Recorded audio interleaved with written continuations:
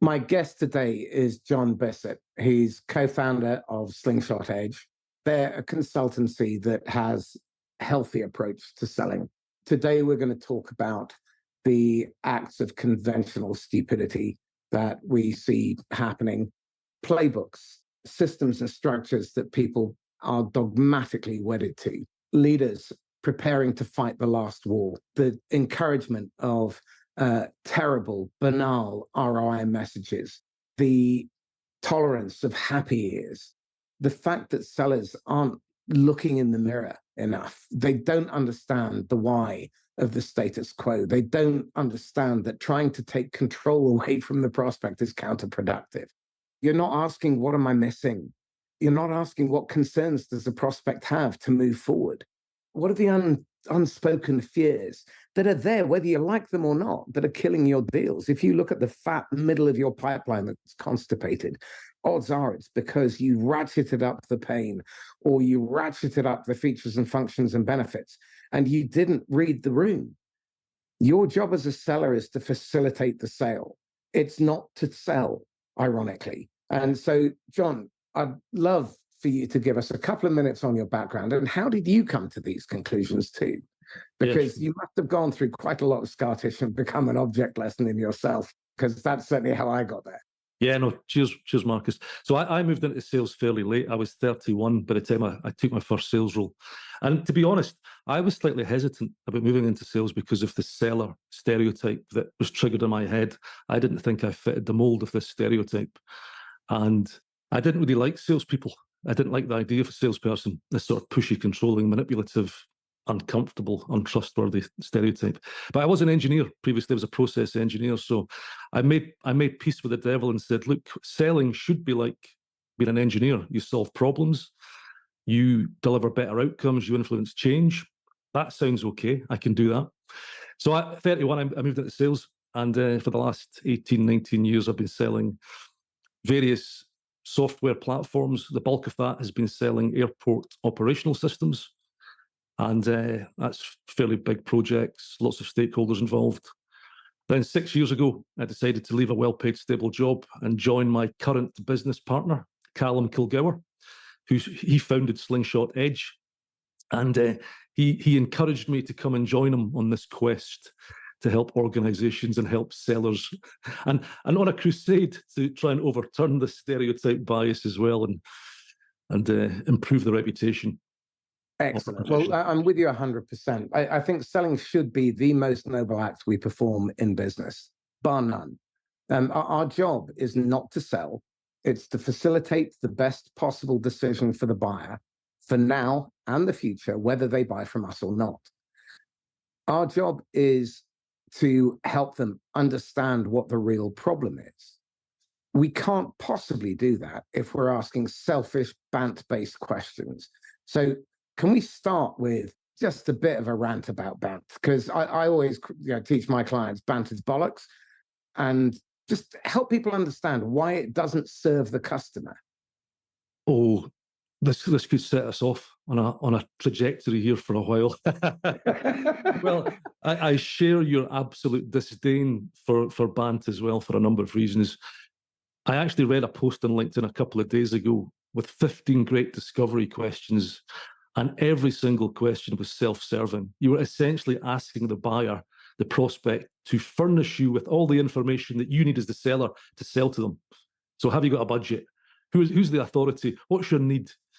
There is absolutely zero value the seller is adding there. They're basically saying, I want to qualify you to see if I should spend time with you because I have to, my objective here is just to do a deal. To take your money. To take your money. There is nothing in there. That feels really safe, doesn't it? Yeah. It's no one wants to be qualified in that way. And that's one of the reasons that I was reluctant to go into sales, because that's the feeling, if you're on the other end of bant, it's not nice. It's a really uncomfortable feeling. I have to justify myself to you, the seller. Well, bant is actually not a bad internal reporting framework. Do they have budget, authority, need? What timeframes are they working towards? And that's fine. But like you said, The questions have to help advance the customer's understanding of their real problem and help them understand what might be possible in terms of options available to them to solve that problem in order to advance towards their better future. That's our job. Exactly. So help people understand how to formulate questions well. What do we have to do to start as a starting point in terms of thinking as the customer? Let's start there. Yeah, just on ban, just to close that loop off, I would say that's true for any of these qualification or governance frameworks. You can put MEDDIC in there, MEDPIC. If you take these frameworks and translate them into, questionnaires for your prospect, that was not their intention. The intention, as you say, is an internal governance framework. How healthy is this opportunity? It's not a questionnaire for your prospect. Excellent point. So I think sellers should be turning up with a really good understanding of the person they're trying to, that they're talking to, the persona. And that doesn't mean getting a whole heap of product training before you turn up. It means understanding deeply the types of problems that your persona is going to typically struggle with and how they manifest themselves, that impacts the root causes of those problems. You should turn up to these conversations with a very deep understanding of that before you go near a discovery question. Also, it's your job, I believe, as a seller, to bring some insight and educate the prospect to help them see their situation in a light they hadn't quite considered. If you're just turning up and doing an information extraction, you're not adding any value at all to the process. When I was in Sandler, we were taught the rule, sell today, educate tomorrow. And I have to apologize for having ever taught that. And it really depends on where they are in the buying journey as well. In the passive looking phase, when they're making space or when they're passively looking and trying to understand the problem, they don't want a sales conversation. So any form of sales question, any form of selling needs to be about helping them advance their understanding, get clarity about the causes, the ripple effects, because very often that's where they stop. And one of my favorite lessons of the last 12 months is when you come across a good idea, keep looking. Yeah. Because very often we'll stop at the first good idea and think, oh, fixed. Then we run on without thinking about the ripple effects. And when we're selling, we have to be so aware. If you're doing an enterprise sale that is strategic, that has multiple stakeholders and is complex and high ticket, odds are the ramifications of getting this wrong are significant and will be felt for years to come afterwards. It will affect livelihoods. It will affect reputations. It will affect the company's ability to trade. How dare you turn up and sell anything less than the right thing? Yeah. You can look at the data. How many large IT projects fail to deliver the business case, the intended benefits? Probably 70% if you looked at an honest data set. So CRM back in the day, Siebel Systems had 88% failure rate to deliver the intended outcome according to users. And what is the purpose of a CRM? It's ideally to help a salesperson sell more easily to more people for more money. But actually, it's an audit tool to try and control and give the illusion of control to leadership and management. Yeah, agree totally. I think you've sort of touched on a key point there. Sellers are turning up more often than not.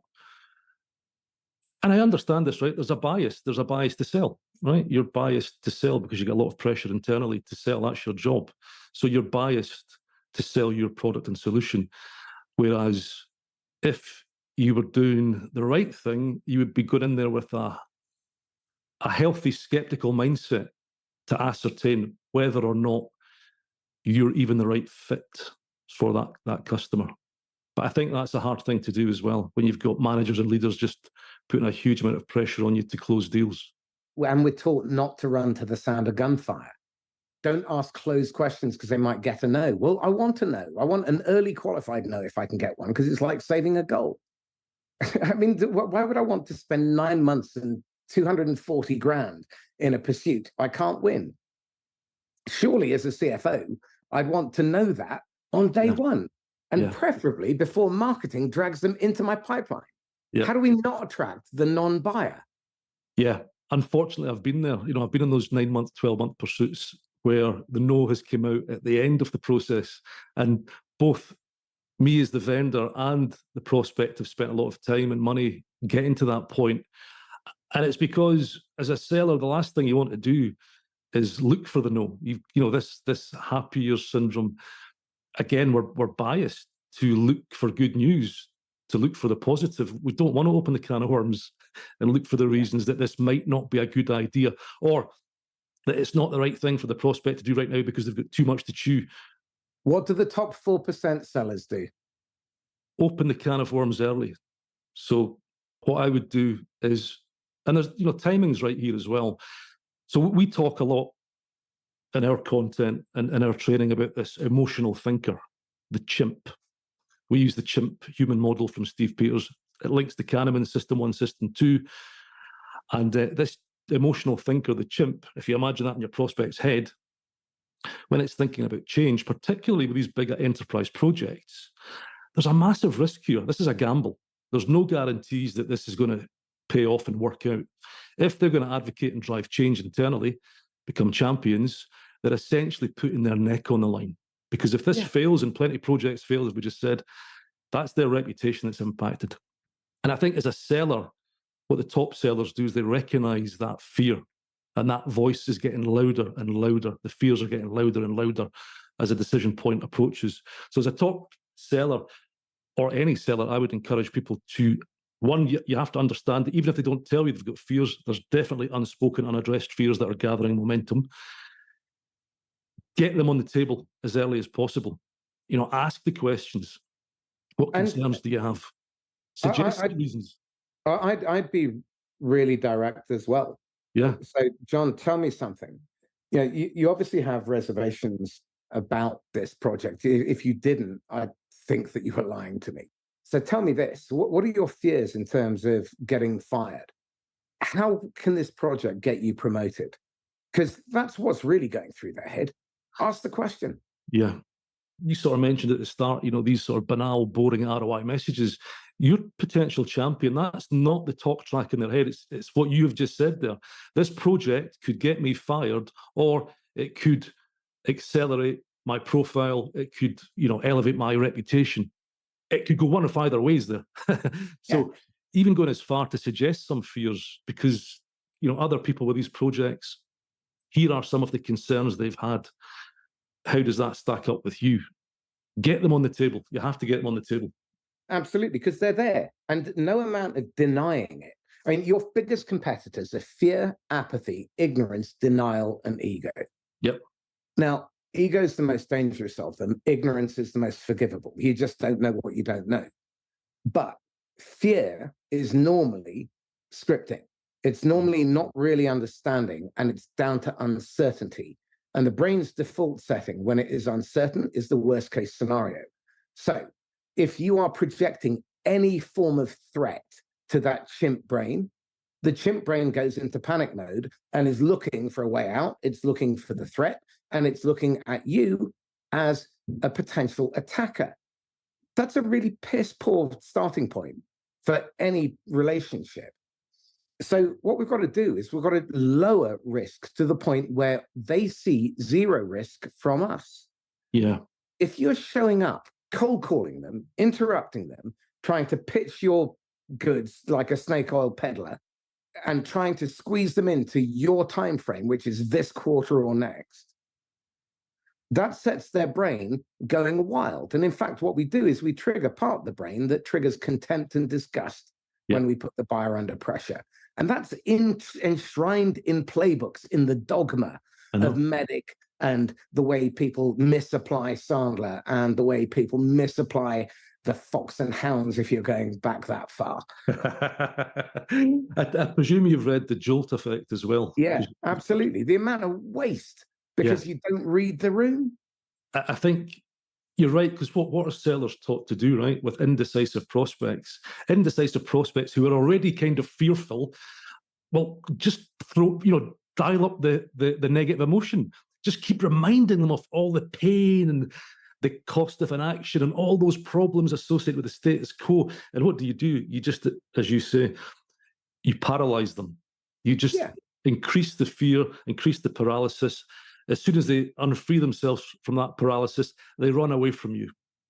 Absolutely. So better question, something along the lines of, John, I'm sensing some hesitation. Should we talk about it? Yeah.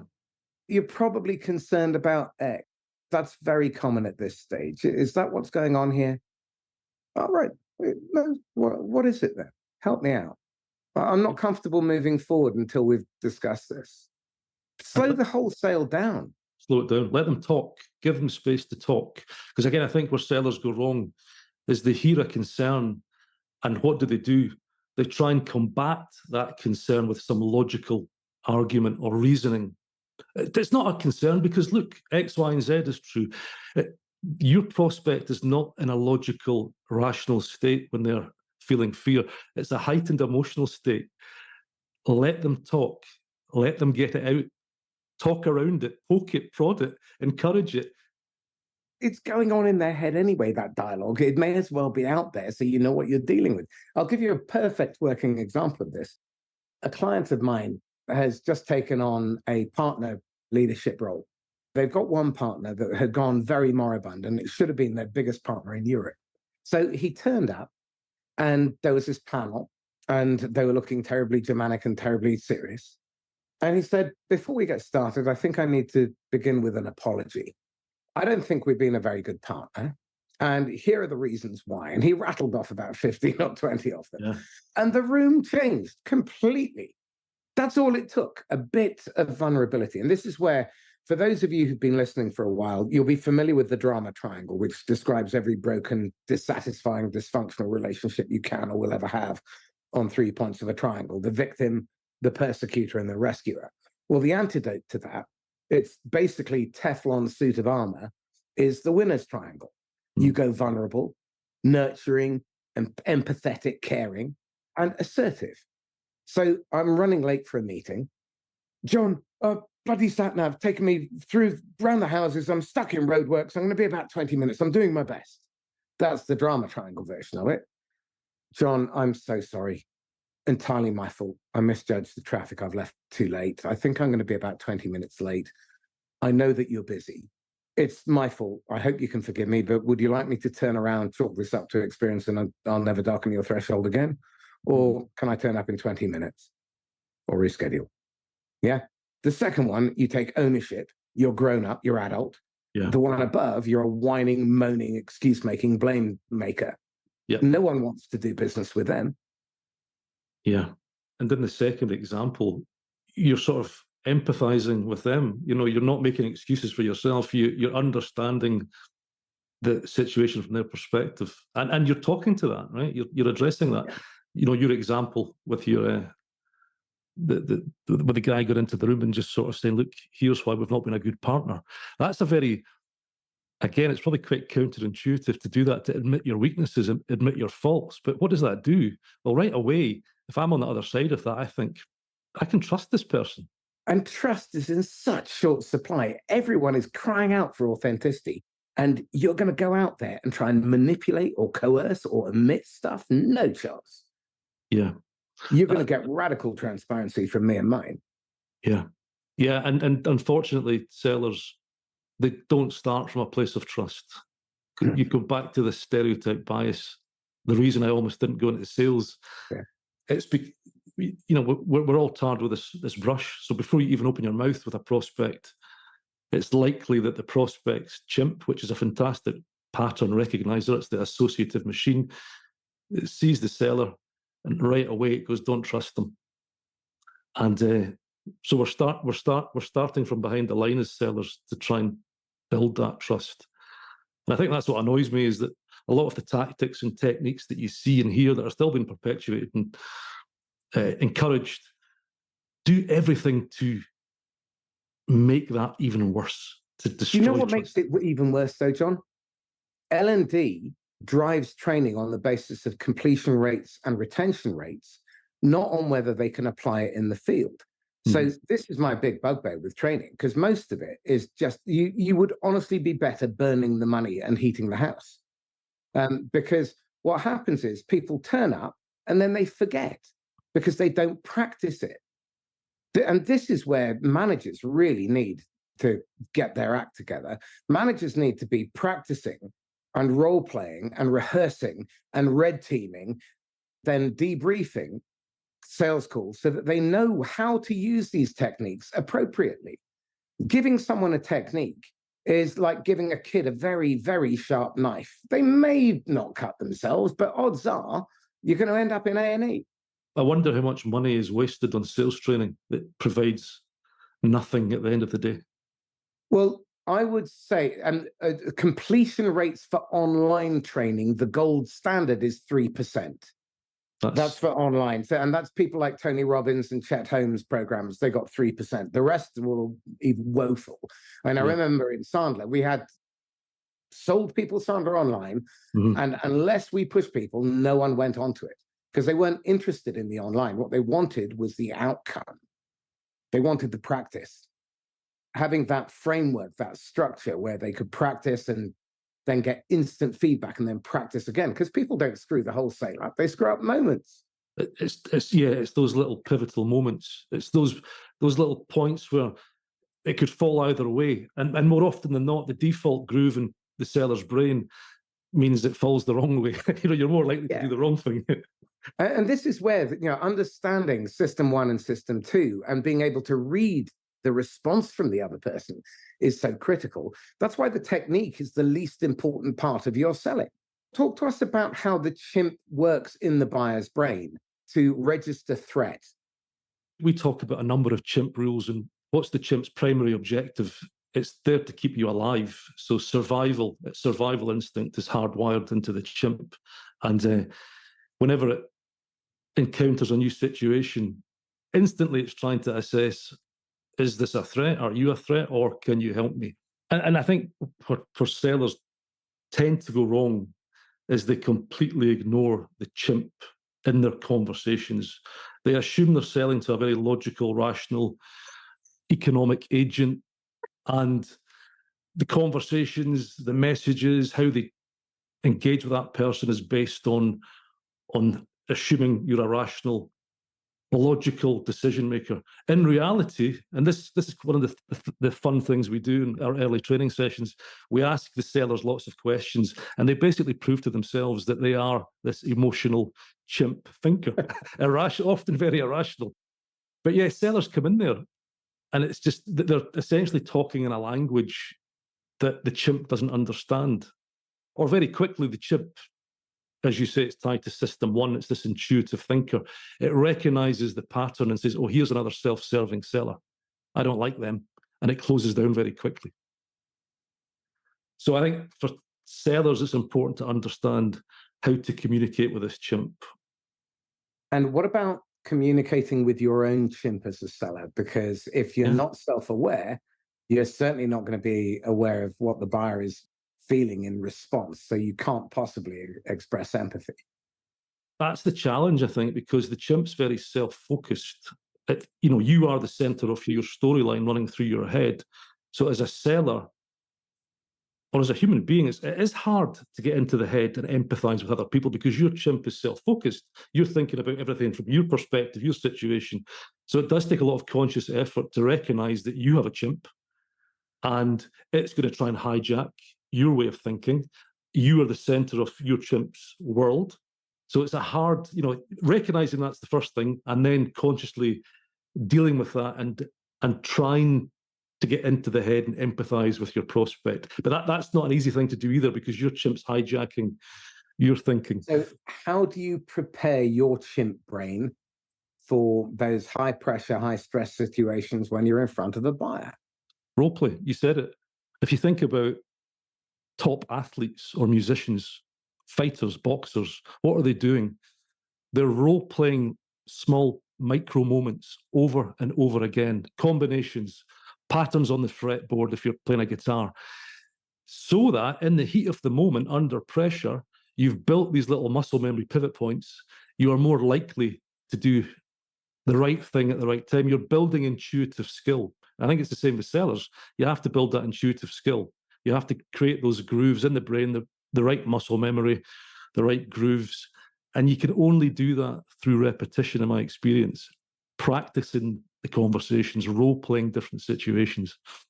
It's really important also to remember that if you don't practice these, then under pressure, you will revert back to what you learned first. And there's a simple reason for this. Your brain architecture is such that when you practice something, the neural pathways get thicker and thicker with myelin, which makes it easier. And that's how habits are formed. You need to create an alternative option. And also you need to create an understanding of how to spot the triggers that will get you down the old pathway so that you can recognize them and make a conscious choice. And this only comes through practicing in different contexts.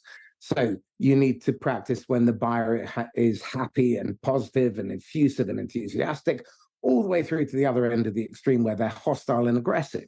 You need to deal with high I's, high S's, high C's, high D's. You need to deal with people who are kinesthetic, auditory, and visual. And you need to practice with different sizes of business, different industries. And you can role play and simulate all of this so that when you're in the field, what you do is you pull the components of communication together and you make it your own system. And this is where I think people have got it all wrong as well, because they try and create this dogma and they sound like they're a bad imitation of David Sandler or of whoever the others are. The challenge is that you're not meant to sound like your trainer or the person who founded it. You're meant to sound like you, because if you sound like a mask, you send the message to their chimp brain that you're a threat because you're not being genuine and authentic. You're hiding something.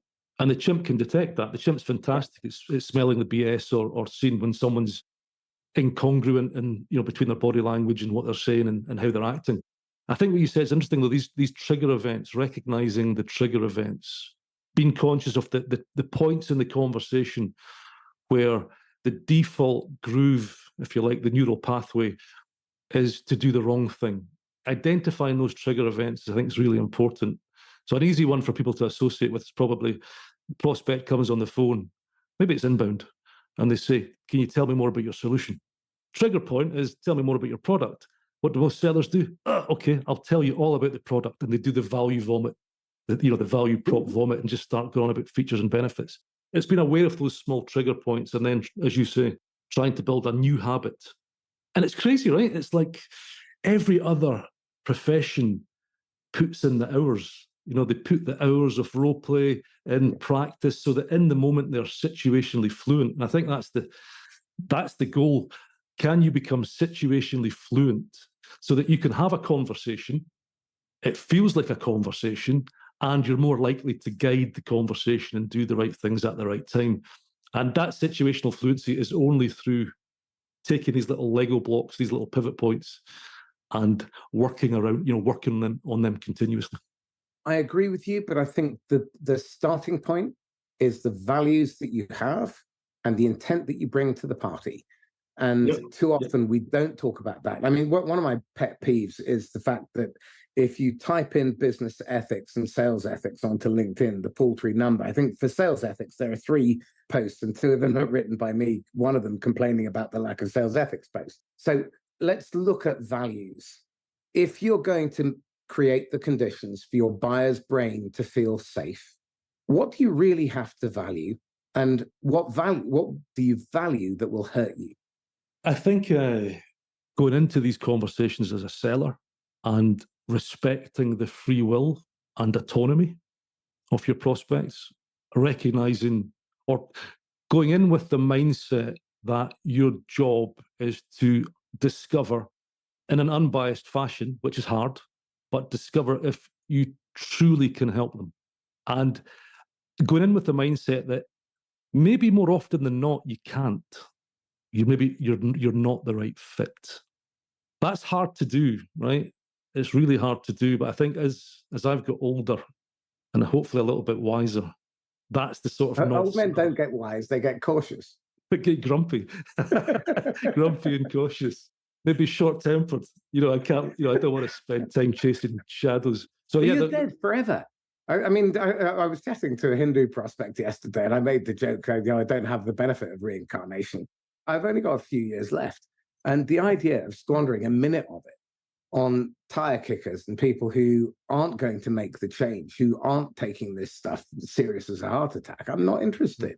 it's good for them as well, right? For the prospect. This is, for me, it's about protecting my time, but also protecting their time, right? Because I don't know how many prospects have turned up to me thinking they've got a problem, and you've sat down and spent an hour on the phone, and they've kind of came to the conclusion that actually maybe we don't have that big a problem, or maybe there's a different avenue you want to go down there and pursue. So it's about, again, it's this, I think discovery itself, it's like there's this misconception that discovery is about sellers discovering stuff. It's not. It's a two-way conversation. It's a collaborative process where you're both looking partnership. Yeah, exactly. Right. This is where a very useful differentiation comes in. You can be an ally, you can be an accomplice, or you can be an adversary. Mm-hmm. Okay. So an ally is working with the buyer towards their outcome. And that doesn't mean we don't fight. In fact, often we fight very significantly because we disagree, but we do it respectfully, and we're working towards common purpose. The adversary is hostile towards you and is trying to do you harm. But the accomplice is the most divisive of all, because the accomplice does what they're doing for their own selfish end under the guise of trying to help you. So if I'm trying to lose weight, stocking the fridge with cream cakes and chocolate and fun stuff isn't going to help. That's an accomplice. Filling it with green stuff, that's an ally. But you don't necessarily always have to like each other. Respect, I think you said it, trust and respect, for me, trust and respect are the holy grail. I think it's really beneficial for people to understand how trust works. If you haven't read it, Trust-Based Selling by Charlie Green is fantastic. His best book, according to him, and I have to agree.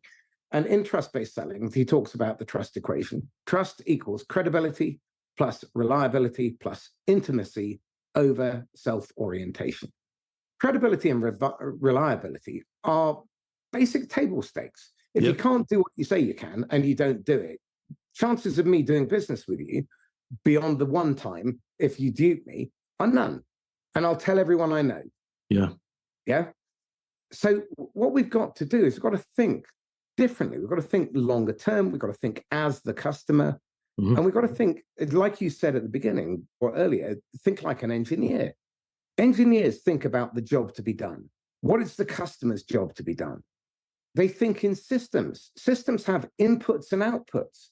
And some inputs make a difference, and others just clutter the thing up. Then you have the theory of constraints. A system, if it's got constraints, creates bottlenecks. So you have to create the right level of throughput. Mm-hmm. Well, if you're just pouring more stuff in at the top without clearing the middle of the funnel, all you end up doing is creating more backlog. Yeah. Can I just go back to something there? Yes, please. We spoke about trust a little bit there, and you mentioned, for me, trust is the holy grail, because if trust exists, then that's where you have to get to. When you think about discovery calls and SDRs and BDRs, and they've got half an hour to do discovery, they seem to think of discovery as this half an hour stage at the start of the process. How can they possibly nurture and building enough trust within a half-hour phone call to actually help the prospect feel safe sharing what's really going on? Because I think you're right. I mean, trust takes time. You don't develop that in half an hour necessarily. It's something that continues to build and develop as the relationship continues. Yet we place this expectation on these early conversations, discovery, this discovery stage, which is a myth.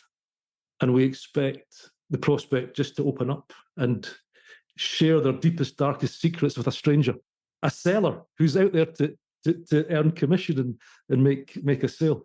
The self-delusion, the entitlement, the complete lack of self-awareness that you have to carry to believe that stuff, and worse, to propagate it as a manager, knowing that it didn't work when you were a seller. I mean, this is the irony of it, because if you look at the ones who do tend to perform well, mm-hmm. they don't follow the playbook. They actually adapt. They read the room. They've got intuition. They appear to be more customer-centric. Then they don't do the stuff that they know works. They teach and they reinforce the playbook. I think playbooks are really, really bad for most people, because they're a way of trying to corral people into having conversations that's not real life. You need to give people frameworks. Yes. Yeah. I think if you look at discovery, when you have these discovery playbooks, as you say, it forces a very unnatural, robotic conversation. Yeah. It's not even a conversation. It's at best, it's an interview. At worst, it's an interrogation.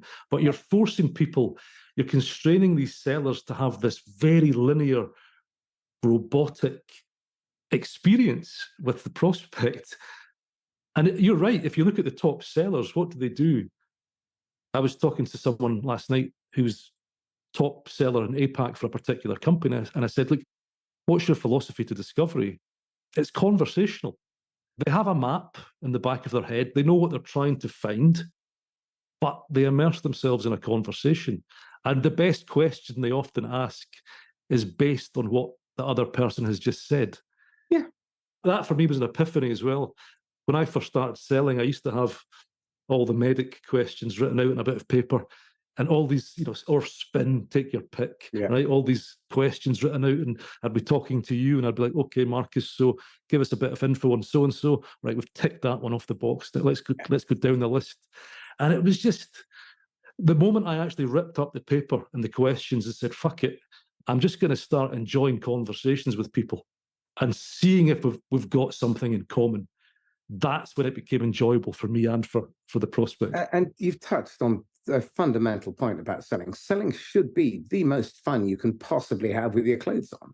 Yeah. I mean, it's a fascinating experience, and it's a privilege. Yeah. I mean, the kind of information that people are sharing, if you do it correctly, and the confidences, the intimacy, that connection with another human being, and then seeing the impact of doing a good job. There's nothing more satisfying. I mean, for me, I still remember a phone call. I was on top of a car park roof. I had just arrived, and I received a phone call from one of my clients who I hadn't spoken to for 9 years, for him thanking me because he taught his daughter how to use the stuff I taught him. And as a result, the bully that was bullying her had chosen to leave the school that they were both at, and she never once got involved in the process. Brilliant. I mean, even now, that moment is that's going to be hopefully on my deathbed the final thing I think of. But just what a moment. Yeah, but when you have that impact, it's such a heartwarming, it's such a fulfilling thing to feel and hear. Absolutely. And the money is secondary. The money is a symptom. When sellers understand that you getting paid your commission is a symptom of helping your customer get their outcomes, then all of a sudden the pressure shifts and we start looking at the medium term. I mean, let's talk about prospecting, because one of my big bugbears is this emphasis on the short term and the volume, the numbers game. So let's tackle that, because if leaders stop those two acts of idiocy, then sellers will have time to develop relationships. So let's tackle them. What's your biggest bugbear around prospecting? Well, first of all, that they're going cold, which is the least effective way of doing it. You have a 3% win rate, whereas if you sell hot, you have a 64 to 81% win rate. Right. And the sales cycle length is about a third to a quarter as long and costs you a fraction. Yeah. You start out, if you're selling hot, from a position of trust, because the other person who's made the introduction has done so for the right reasons and is known and trusted by both sides. Yeah. So that's the first thing. The second thing is that it's short term. So all of the emphasis is on trying to get this quarter or maybe next in. Whereas in fact, the buyer's journey may start 3 or 4 years before, or even longer. And our job is to engage with them throughout the buying journey, not just when they're at the deciding phase, which is probably at 2% of the entire buying journey. And then the numbers game really pisses me off. So those are the 3 big ones. Yeah. Just going back to what you said there then about engaging with the buyer when they're so far progressed in their journey. And really the goal is to get in there much earlier. I think that's going back to BANT. That's where, for me, BANT always fell down as well, because if I had a prospect who turned up, particularly if I'm selling enterprise systems that are going to drive a lot of change across the customer's organization, going to impact a lot of stakeholders. If a prospect turned up to me with a budget, a well-defined need, and a very definite timeline, that was always a red flag for me. Because Absolutely. how the hell did you get there? Because I wasn't part of that journey. You've now came to me at this stage. So who shaped your thinking? Who's worked with you to get you here? Probably your incumbent or preferred vendor. I've never really been in that sort of high volume numbers game, selling what I've sold. It's always been 12 to 18 month pursuits, and getting in early is key. Bet your SDRs still had numbers game mentality though. Yeah. So how much of your life was taken up pursuing non-prospects who were never going to buy? Too much. Well, look at half of a sales qualified funnel, maybe 60% ends up in no decision. Now, some of that is just a result of poor qualification, poor conversations up front, happy ears. Yep. Some of it is definitely not down to that. There's things like customers' fears haven't been answered. They've decided to stick with the status quo. But yeah, too much time chasing ghosts and chasing shadows. My daughter has been through the SDR, BDR route, and she shared something with me that was really bizarre, that some of the BDRs that were doing really, really well, they're getting measured on appointment set. Yeah. And I said, okay, when you look at those BDRs and the conversion from discovery to mid-funnel to close, how many of those opportunities are actually closing? And how many prospects are backing out and ghosting the seller throughout that process? And it was huge. They're getting measured on appointment set, and all they're doing is throwing folk into the funnel that should never be there. So this then brings us to leadership and metrics and this ludicrous idea of control. The metrics that most sales organizations measure drive the wrong behaviors. They're selfish and they don't serve the customer. They don't help your sellers advance. Time in front of the customer is almost never measured. Second meetings are almost never measured. The velocity and the right milestones are almost never identified. Too often, the qualification process is rushed in order to try and make the sale and put it into a forecast. What do we got to do at a leadership level so that they start behaving in a way that's sustainable? Because what's happened over the last 40, 50 years, because of this myth and cult that's grown up around shareholder value, is the customer has become a forgotten afterthought. Yeah. And sellers have been brought in as the foot soldiers to execute the bad strategy of the board. Shareholder value is a symptom of having happy customers who come back year after year after year and bring you their wealthy friends. Yeah. So what would you advise leadership to do in terms of metrics, and what they measure and track? It's funny because I was talking about this last week. When you look at forecasting, most forecasting, if not all forecasting, is based on stage. So let's say you've got a prospect, you've submitted a proposal, they're evaluating the proposal, you forecast it at 70%, but it's competitive. You've got 4 vendors all at the same stage forecasting at 70%.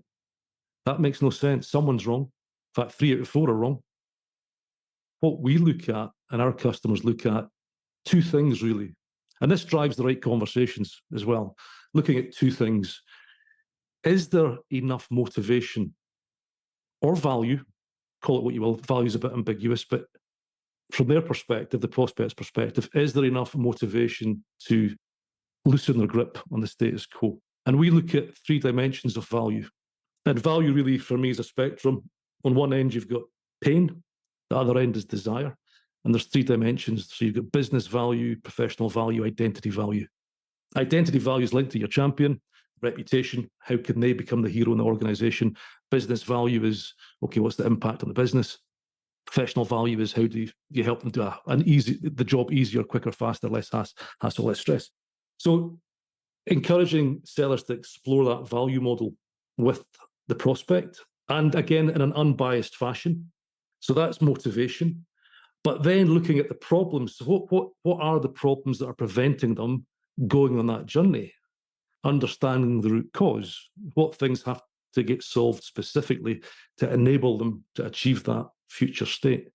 So if you look at those 2 things, the motivation and root cause, you're really testing motivation and your fit with the problems that your prospect has. And if you can do that in a very unbiased way, consultative way, and bringing insight to the conversation as well, because often prospects don't know what they don't know. They've got a very niche, narrow view of the world. You as a vendor have done this hundreds of times, maybe. You've got a much bigger view. So get into those conversations, helping shine a light on things that the prospect wasn't aware of. And the goal is, for me, is to either walk away because you're not a fit and the problem wasn't big enough, or you both agree that you are a fit and there's enough motivation there to actually do something about that. And I think that should drive the forecast confidence, not what stage they're at. It's your understanding of the customer, their problems. Absolutely. So have we had these areas of understanding evaluated properly by each of the different stakeholders? Yeah. And have we got answers back? Do those answers create more questions? Are there still stones left to be unturned? Or left unturned? Because so often sellers only have tiny amounts of coverage. Sandler did a study in 2020, I think it was, and with 250 people, they'd speak to there were about 3.5 decision makers, and they'd speak to 1.92. And then at 1,000 people, it actually drops to 1.65. It's insane. Now, you're dealing with a mid-market or an enterprise, and you're only speaking to 1 to 2 people. Of course, you're going to lose 9 out of 10 or 21 out of 20 out of 21. One of the words that seems to be overused in our profession is this word of champion. How many real champions do sellers actually have on these deals? Because if you've got a champion, they should be working with you to navigate that wider buying group, to understand the desires, fears, goals, and pains of the wider group. So I think we use the word champion a lot, and we don't really have champions, maybe coaches at best, but certainly not people that have influence and are driven to bring you in. Again, I think it depends. Certainly, if you cultivate the relationship over time and you nurture and understand what they're trying to accomplish emotionally and personally, and you align yourself with that outcome, and you do that multiple times. I mean, people don't really understand what a win-win is. Most people think that you get to the end and both people sign off and they're not too pissed off. A win-win in my world is that if we get to the end, both sides would sign again identical terms 100 times in a row. This is Charlie Green's litmus test. Because it means that we've got to an outcome that both of us are satisfied with, that we don't want to try and get even, that we don't want to try and change, that we don't want to try and get out of, and we're fully committed. That's a win-win, where we both get our needs met eventually without compromise. But it's difficult, it's hard, it takes skill. And most people, let's be honest, are lazy or panicked and they rush it. You said something interesting there as well. You said aligning, as you always do, but you said the ability to align with their emotional and personal needs. So it comes back to that human connection, that you're not selling to an organization, you're selling to human beings who have personal and emotional drivers. And how do you align and tap into that? Let me tap into one final thing there, because I think we've touched on something really interesting. Old school digital analog natives like you and me, we're pretty comfortable human to human. There's a very strong criticism, and to some degree justifiably, that Gen Z and millennials tend to hide behind the electronics. I think as Gen Xers, we're kind of bridging that gap, and the early millennials too, because let's face it, most of them are crap at tech too. And we need to find a way of making sure that the next generation understands it's not just about the automation. It's not about the technology. That's an enabler. It's a tool. And the human being, the brain, the chimp, makes the decision. I mean, that's the thing, because people say, selling has changed so much in the last 20, 30 years. And what has changed? Okay, there's more tech, right? It's more complex. There's more people involved in buying decisions. But the human brain hasn't changed in the last 50 to 70,000 years. And we understand that quite well. The human beings at the center of these decisions are the same human beings that walked the earth 70,000 years ago. We understand that code. So I think, I don't know, maybe with the advent of AI and things, understanding human beings is going to become even more important, because that's the differentiator, right? It's that human to human connection. I recorded an episode last night, and it was all about creating the human side with AI as a partner. Because again, people are focusing on trying to create efficiency or to try drive down cost and automate and things like that. But very few people are using AI well as a thought partner. One of my favorite things is to create a panel of the job titles that I'm selling to and have them pick apart my proposition. Yes. Yeah. I mean, I want to have that fight before I go in, not when I'm there. And I want to know that I'm wrong as early as possible so I can remedy it. And as a partner for that, it is magnificent. You can create a panel of investors. You can create a panel of CFOs. You can create a panel of CROs. And they can be in different phases in their business cycle. They can be in growth just after having had some funding, or in mid-funding round when they weren't expecting interest rates to spike above 5%. And all of a sudden, they've got a 50 million or a £5 million hole in their pocket. That's interesting. I can rehearse all of this stuff. I can prep. And you now have no excuse not to be prepared. Definitely. I don't know if it was you that said this or someone else said it. It was quite a good analogy. AI is your Jarvis to, your Iron Man. AI is the Jarvis to you. It's that. It's there. It's your AI assistant. It's basically a really, really obedient eight-year-old. And if you ask it shit questions, it will come back with bad answers. Yeah. If you ask it good layered questions and you use it to build layers and layers of understanding, then you can use the AI to do amazing research on your prospect. I mean, one of my favorite exercises I do with my clients is that we start to map out the psychological profile of the buyers. And we're targeting companies that we intend to sell to 2 or 3 years from now. And we're tracking their analyst calls and listening to those calls for when they stumble. Then we take the transcripts and we listen to their and we look at their language patterns. We're looking at their sentiment over time. If they've hit a crisis, or we think that they're going to, that kind of insight, any public statements, anything they've written, really powerful. And using this to build context. So understanding about the market in which they operate, their competitive landscape, where they are in their life cycle in the job. Are they in startup? Are they in continuation? Are they in growth, hypergrowth, turnaround, recovery? Yeah. And you can get the AI to play all of those different parts. Right. And test you, push you. I mean, I'm probably doing myself out and you out of some work here. But honestly, if you ask it the right questions, then it will give you some really good stuff. It does need validation, but it's incredibly potent. Use it. And if you don't, you'll be left behind. It's not going anywhere, is it? It's here. This is just the start. Well, quantum's around the corner as well. Quantum and AI together with the right mind directing it. Wow. Yeah. Also terrifying, of course, but. Definitely. Yeah, it's something we've started to look at for sure. But I think anything that can help you really get into the mind of the buyer and really empathize with them is powerful. What would you recommend people read, watch, or listen to by way of content? If you want to understand the human brain and certainly some of the biases that are at play when it comes to decision making, our Bible, I think I mentioned it earlier, is Thinking Fast and Slow by Danny Kahneman. Quite heavy. I think it holds the record for being the book that's been started the most number of times and never finished. How could you not finish it?